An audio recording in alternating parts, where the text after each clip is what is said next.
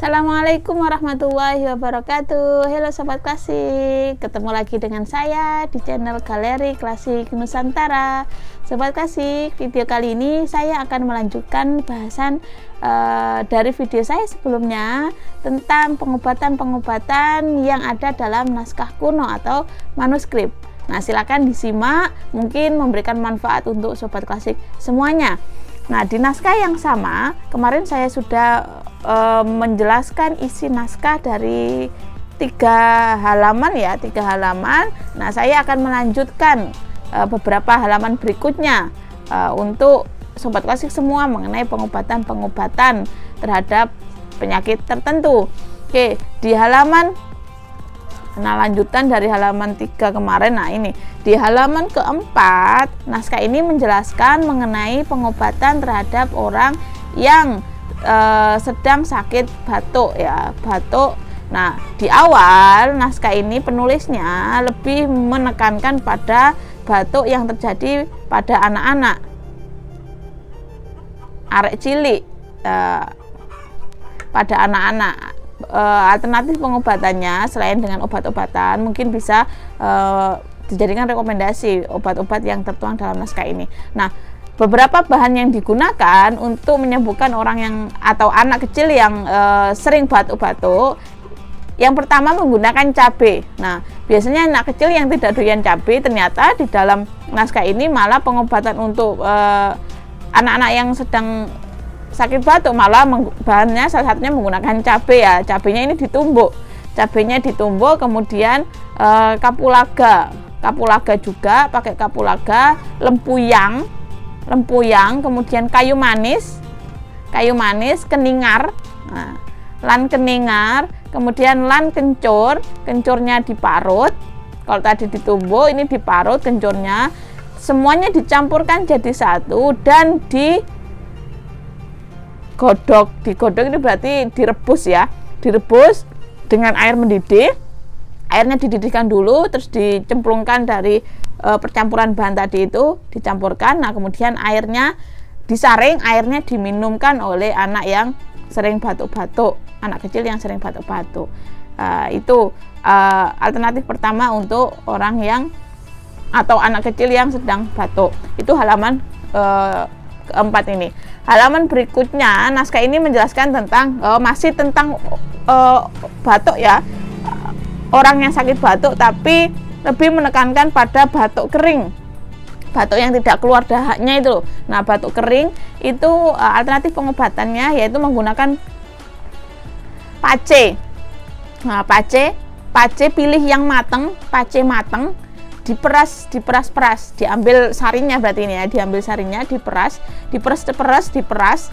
kemudian godong pooh ya, nanti bisa Sobat Klasik cari daun pooh, kemudian juga godong sego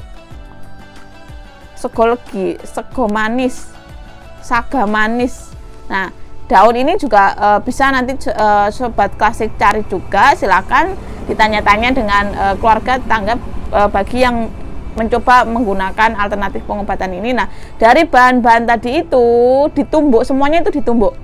Kalau di naskah ini menjelaskan dari 3 bahan itu ditumbuk, kemudian setelah ditumbuk direbus dengan air, baru disaring dan airnya baru diminum. Prosesnya sama ya seperti yang tadi, sama-sama direbus, kemudian yang diambil adalah airnya, tapi bahannya yang digunakan berbeda. Kalau untuk anak-anak tadi banyak bahan-bahannya yang digunakan. Kalau untuk batuk kering, untuk menyembuhkan batuk kering hanya ada 3 bahan yang digunakan yang dijelaskan dalam naskah ini. Oke, masih di halaman yang sama, bahasan selanjutnya membahas, balik lagi ke bahasan di video saya sebelumnya yang terakhir, yaitu tentang sesak, orang yang sakit sesak. Nggak tahu ini kenapa kok ada diloncati dengan yang batuk ya. Nah, itu saya tidak bisa menjelaskan mengenai kenapanya itu, tapi di sini memang seperti itu. Setelah menjelaskan tentang batuk, kemudian menjelaskan tentang sesak, tombol loro sesek. Tombol loro sesek yang pertama menggunakan jahe.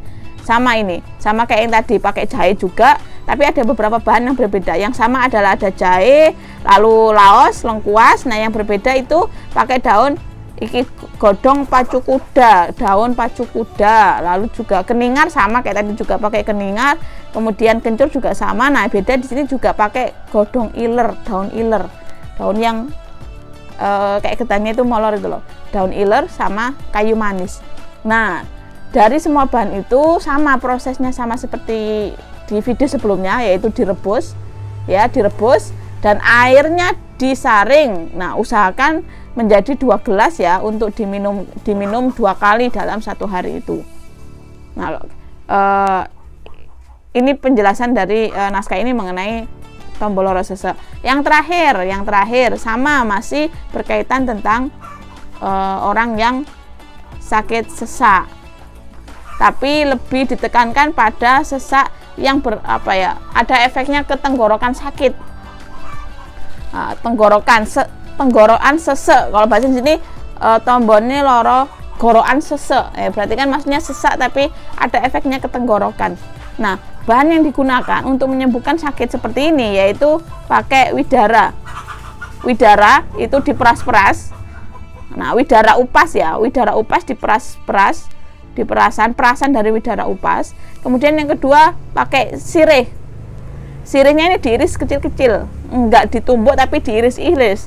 Nah, diiris-iris dari 2 bahan itu direbus, baru dicampurkan jadi satu, direbus dengan air mendidih dan diambil airnya saja, disaring, diambil airnya saja dan diminumkan oleh orang yang sakit tenggorokan beserta sesak itu.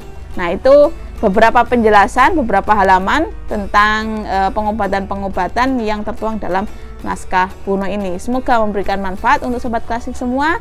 Ketemu lagi dengan saya di video-video saya selanjutnya. Terima kasih. Wassalamualaikum warahmatullahi wabarakatuh.